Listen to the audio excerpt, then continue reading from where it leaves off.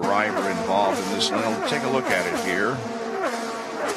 Oh, yeah, you can see that he came out of corner number 4 a little high and did make contact with the wall. It was a little bit more than a brush with the wall, actually. There he is. But don't think there was a whole lot of damage to the car, maybe in the left front. Here's a look at it.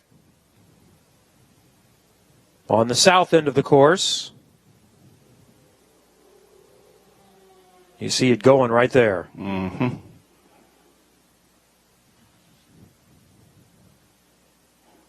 And thank God again for the safer barrier, that he just barely hit it. He did not hit flush, hit with the left front first, then the back left. Spins around and gets the rear again. So, man, oh man. At that angle, that looked like a pretty big hit. Oh, yeah. Sometimes in slow motion, not so much. But that did, again, look like a pretty big hit. So good to see James Davison hop out on his own. And we'll wait for further information on his status. And now, status on that entry. Yeah, we had just talked about him being possibly among the ones that won't make it, the 34th or 35th fastest qualifier, and now this major setback.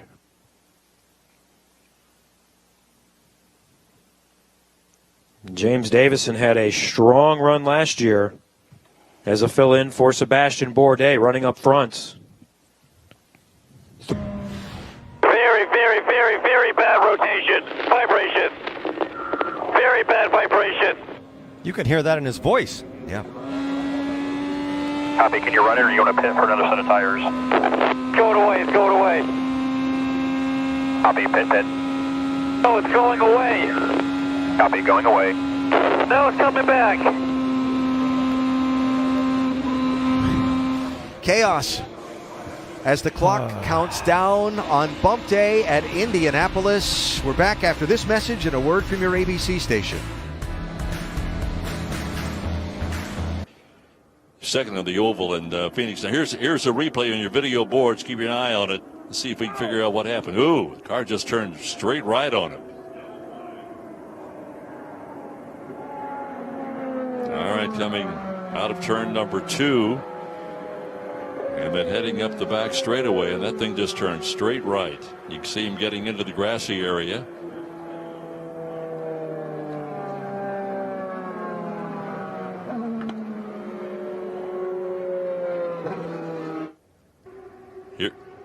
Here we go again. Now watch it.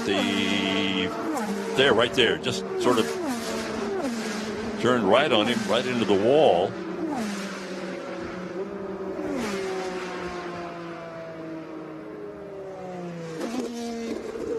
And one more replay. Our crew doing a super job of keeping us up to date on what's going on. There it is right there. It seemed something must have happened. He came out of turn 2.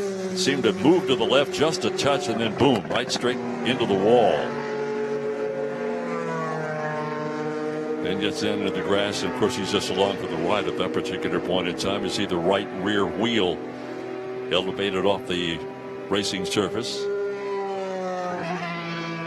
We saw Robert get out of the car under his own power. Times out of the RLL car. Here's a look at what happened, and Davison going so much slowly. Oh, he just backed up straight into the back of him. I think he must have had some kind of a problem. I mean, the speed differential there was just colossal, and Takuma didn't have anywhere to go. You just can't get out of the throttle if you're Takuma Sato. If he was to get out of the throttle, hit the brakes, he would just spin and crash by himself. But James Davison's kind of in no man's land there, and he's just going so slowly on the high line. He should have been a bit. If he should have got up a little bit higher. And Takuma at that point, he can't pin it down. You see him turn there. He just understeers straight into him. Absolute passenger there. Disaster. Feel sorry for him. For Takuma Sato, and it looked like Marco Andretti had a very close brush and came very, very closely to being involved in that accident as well.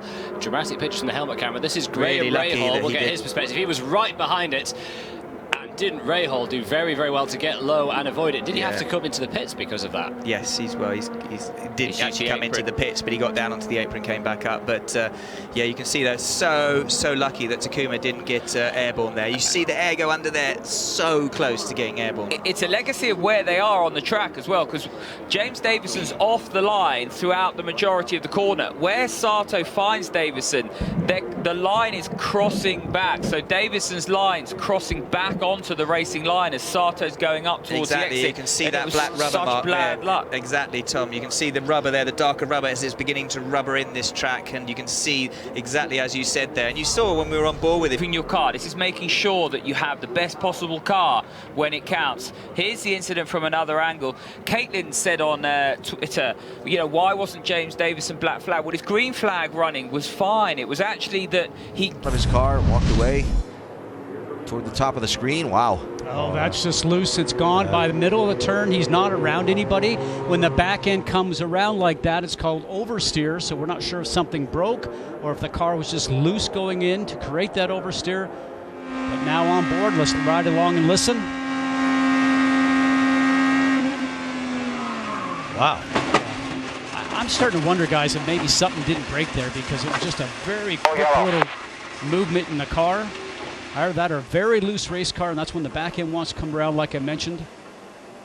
And you become the passenger, Eddie, at that point in time, and very early in the race. Very disappointing. He was in a lot of dirty air and very low on the track when that happened. Top right. Very similar to Ed Jones. In the middle of the turn, the back end starts to come around. I thought that she was dealing with a car that was very neutral, too positive on the front. When we watched her earlier in the race, that means it's very difficult to turn into the turn because the back end wants to swap ends. Not sure if that's the case there, but looks very similar, as you mentioned, Eddie, to Ed Jones.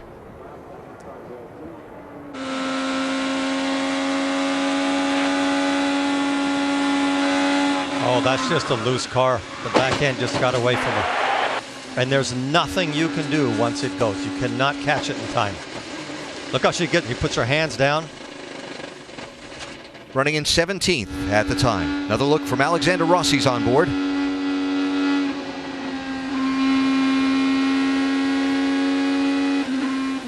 Good job, good job. That was Alexander Rossi's spotter telling him good job, because he missed. Coupling disconnects have extinguished themselves. For whatever reason, that dry brake didn't break dry. And actually you can see the flames coming up, so all that fuel is going down onto the under tray, and you'll see when he drives away, the flames will go out over the top. Sometimes they spray water on the car when it departs, and just underneath the under tray you'll start to see a small flame will still stay on board, and hopefully will go out as he's on track. Wheel straight, put on the brakes. Take a little rear wing out for you. Go, go, go, go, go, go, go, go, go, go. Fire extinguisher, fire extinguisher. Go, go, go, go, go, go, go, go, go. Keep going, just keep going. Wow, scary, Doc. Absolutely very scary. Normally when you see these teams make a pit stop and add fuel, you'll see someone spray water across the cowl at the fueling. Fourth caution of the race.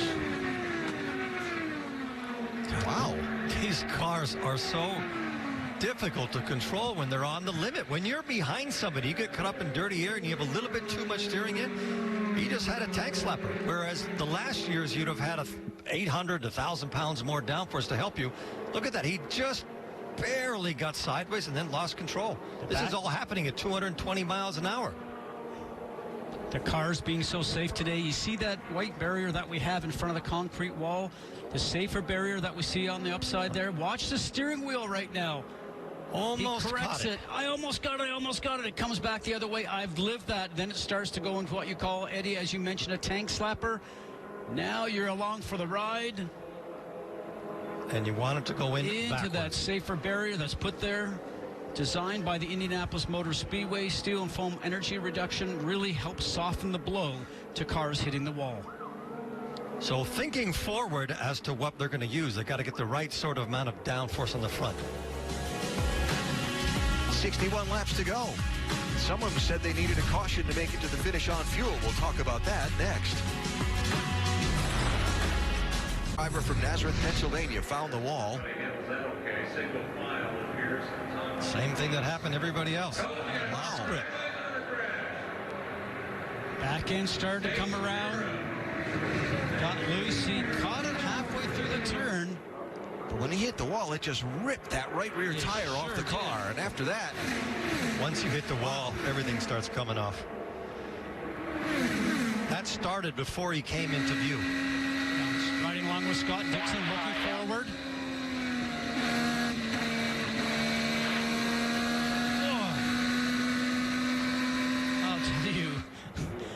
There is some wild stuff going on in these restarts. Anytime it gets closer to the end of the event, Eddie, as you mentioned, drivers are all thinking about track position. You want to get further up in the field as far as you can because these cars are difficult to pass with, and everybody knows it's getting time to put the show on. The worst 5 laps to go. Marco Andretti's view of this 6th yellow flag.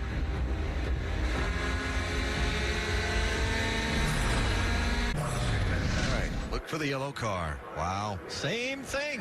That's the same thing we've been seeing all day.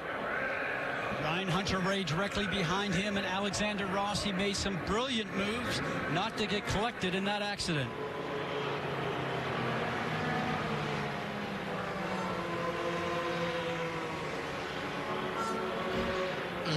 Back end's light, it comes around. You cannot control that. Let's ride along now and listen. Just lost grip.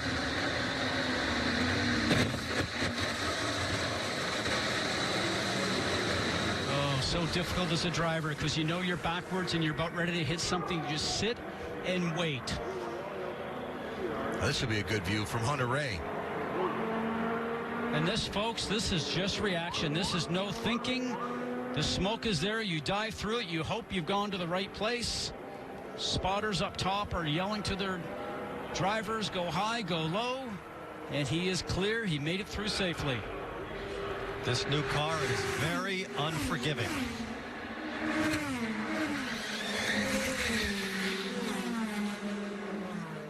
What happened to Kanaan?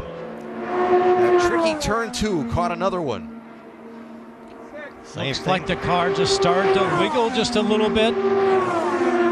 Coming out of the turn, back end started to move a little bit. Looked like he had a correction, almost caught it, and then it got away from him.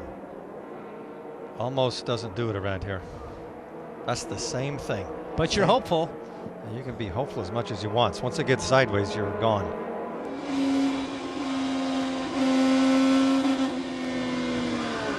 You heard him be aggressive on the accelerator. He was looking for a draft going down the stretch, down into turn 3, hoping to make up some positions, and it didn't work out. What a day Tony Kanaan has had. Remember, he was leading the race.